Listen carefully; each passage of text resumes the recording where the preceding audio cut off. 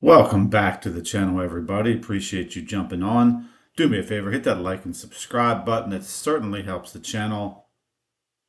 And do me a favor, stay tuned because we got a great interview with the president of Ripple on Bloomberg. Her name is Monica Long. And we also have a sneak peek at who had dinner at Mar-a-Lago the other night with soon-to-be President Donald Trump. Stick around for that. Let's take a look at pricing first. Bitcoin, the roller coaster continues, down 5.25% in the last 24 hours, sitting at 94,997. This is after getting up to 101, 102,000 just a few days ago. Ethereum sitting at the number 2 spot, down 7.4% in the last 24 hours, $3,355. Tether back at the number 3 spot, ahead of XRP with $137 billion market cap.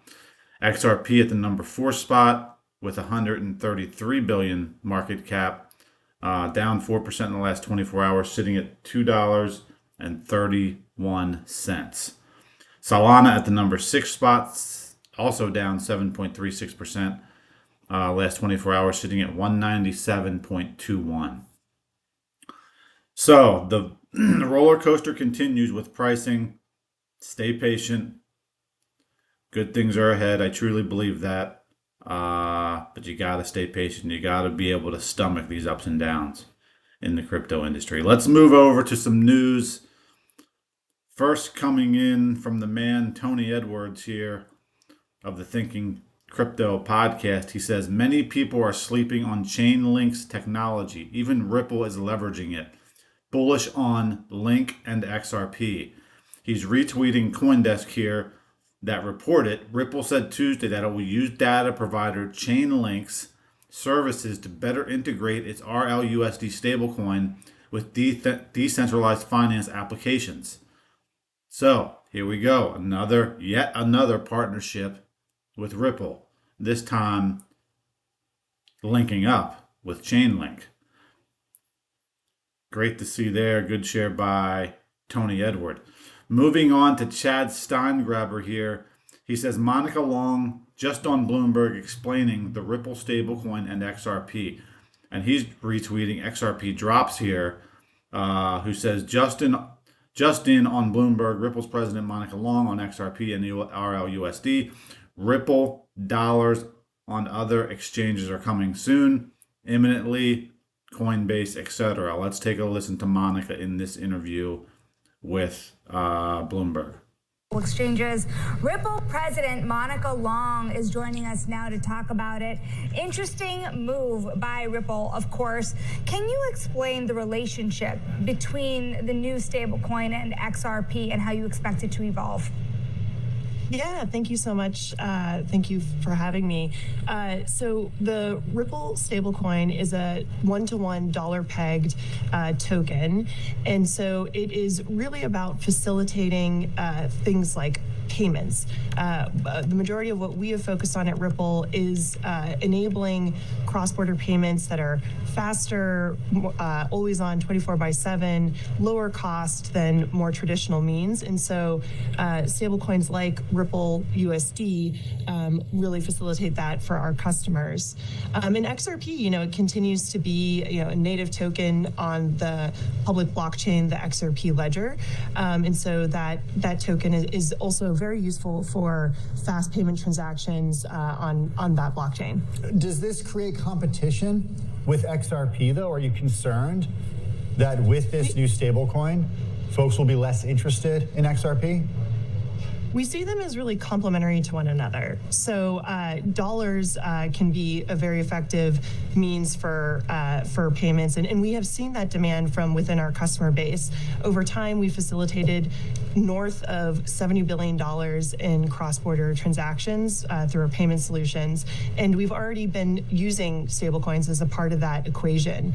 XRP is it's the native asset to the blockchain, so it's used for things like transaction fees on the blockchain, but then also can be a bridge asset to, trading different tokens on the XRP ledger. So we really see the two playing complementary roles. Speaking of bridge assets, I'm wondering what this means for on-ramp, off-ramp transactions when it comes to new stablecoins for cross-border payment users. What does the new stablecoin really solve? Is there a real reason at the end of the day you felt the need to go in this direction? Yeah, so the stablecoin market today is, more than $150 billion for U.S. dollar stablecoins, and it's projected to grow to $3+ trillion over the next few years. So this is a market that is exploding.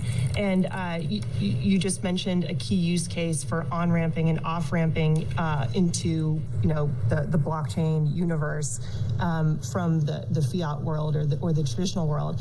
And so we think that the market is continuing to grow and expand, and so having access to compliant, reliable stablecoins, that's the most important thing in a stablecoin, is that it has to be stable and you have to be able to trust the issuer to keep it one-to-one backed.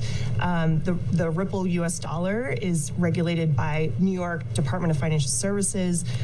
Their regulation is really seen as kind of the gold standard globally in terms of how rigorous they are with their framework, and so that is I think a reason that especially regulated financial institutions will choose to use Ripple US dollars for on-ramping and off-ramping into the blockchain world. Monica, as I was preparing for this and reading about this announcement, one thing that struck me was the fact that some of the biggest exchanges out there are missing from this announcement. So right now, dollars on other exchanges. So I think you can expect to see more availability, more announcements coming soon. How soon? Imminently. Well, we'll look out for that. What about in terms of adoption? How big do you expect this to get in the next year realistically? I mean, do you have a baseline kind of projection on how big it could get based on the adoption you're talking about with clients? Do you think large institutions are using this? Who's using it? So, if we look at the crypto landscape overall, I mean, it has certainly been, the market's been growing in the past couple quarters. And, we think that this year is going to be a big year for crypto overall. And so demand for stable coins, we think will grow along with that. As you mentioned, I mean, it's really the way to on-ramp and off-ramp. It's also used as a key asset in trading. So we think that the market's going to grow tremendously over the course of the next year. Our demand from within our client base, our business doubled within payments last year.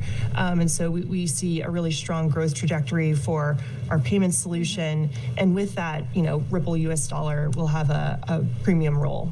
Monica, what about other asset types? You've seen a lot of interest when it comes to ETFs tied to cryptocurrencies. A lot of questions around whether you could see an ETF tied to spot XRP. What kind of discussions are you having with people about this? Do you think we'll see one soon? I think we will see one very soon. I think that we will see more, various crypto spot ETFs this year coming out of the U.S. And I think XRP is likely to be next in line after Bitcoin and ETH. There's already been a number of different companies like Canary and others who have filed. And so we think, especially with the administration change, and that the approvals of those filings will accelerate. Hey, Monica, before we let you go, a very basic one when it comes to Ripple USD versus XRP. Lay out for us who each of these are for. So both are openly available to users. So with Ripple US dollars, we see growing institutional demand within the world within our customer base for Ripple payments. I mentioned that, and we work with primarily regulated payment service providers and other financial institutions. We also work with a lot of banks. We are a custody provider through Ripple Custody, and they are some of the biggest banks in the world are really interested in providing tokenized asset services. And so with that, U.S. dollar stablecoins are really important to facilitate those use cases.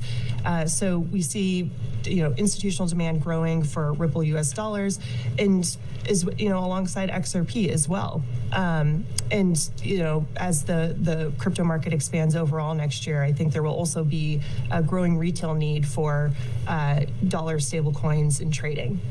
Ripple President Monica Long, going to have to leave it there. Monica, Happy New Year, and thanks so much for joining us. Great clip there.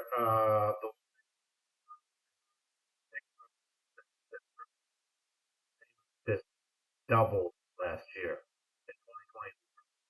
It doubled without the stablecoin, and it doubled without legal clarity. So now that we have the stablecoin and we have clarity coming soon, hopefully, wow, big things on the horizon. Stay tuned, ladies and gentlemen, and I'll do my best to keep you posted. Digital asset investor comes in here and says, whoopsie, XRP store of value, you don't say, question mark. Of course, he's being humorous there. He's retweeting Emily. It says, breaking, Grayscale and Artemis classify XRP as a store of value. You can see it listed here, networks, protocols, and applications that serve the fundamental roles, medium of exchange, store of value, and unit of exchange. Examples, Bitcoin, XRP, and Litecoin, all listed there. So, big stuff to be in the same category as Bitcoin and to be labeled as a store of value is pretty big as it comes to Grayscale's announcement here. Moving on to Caitlin Long. She says, whistleblower alert. More are coming. A lot of good people inside the FDIC, Fed, and OCC are disgusted by politically motivated debanking that will do things like this. We have somebody from, says FDIC exposed, just talking about how, well, let's take a look at it so we know in depth exactly what it is. It says, at the direction of senior executive management sent through MS Teams only to avoid FOIA, at FDIC Gov is hiding responsive documents to the FOIA request. So this comes out of the FOIA requests that were made in the Coinbase case, Coinbase versus the SEC, and basically Choke Point 2.0, where they're trying to stop crypto. So this all starts with Senator Elizabeth Warren. And she has all these people working for her to try to stop the crypto industry from really, doing business like the banks do it, and taking business away from the banks. The FDIC was a part of that and was trying to help keep crypto down, basically. So unfortunate, but you can read the rest of that at FDIC Exposed if you'd like. But really unfortunate stuff there from the FDIC. So shout out to Caitlin for sharing that. And then this coming in from XAIF, sharing that Elon Musk launching X Money payment system. Rumors of X adopting XRP as payment could drive massive demand. Analysts predict this move might surge XRP's value directly to $100, marking a key moment for investors. Obviously, this is speculation. Do your own research, but let's take a listen to this brief interview about X Money. Media app X wants to become a super app and expand its reach with plans to release a payment system later this year. The CEO of X, Linda Yaccarino, posting that X Money will, quote, connect you in ways never thought possible. XTV, X Money, Grok, and more. Elon Musk has not yet publicly commented on the launch, but an official X Money account was created this month and already has more than 140,000 followers. Follow X Money on X X, wants to become formerly Twitter. But that is huge news there. If X Money adopts XRP, it will probably adopt other cryptos as well. It probably just won't be one, but if XRP is one of them, that will be huge. Huge. As Elon has already said, he believes he can take away, I think it's up to half of what's done in the banking world and bring it over to X as an all-in-one app. So imagine even a quarter of it. That would be huge. Appreciate you guys jumping on. Do me a favor, hit that like and subscribe button. Follow me on X at Orlando Mott, and we will see you on the flip side.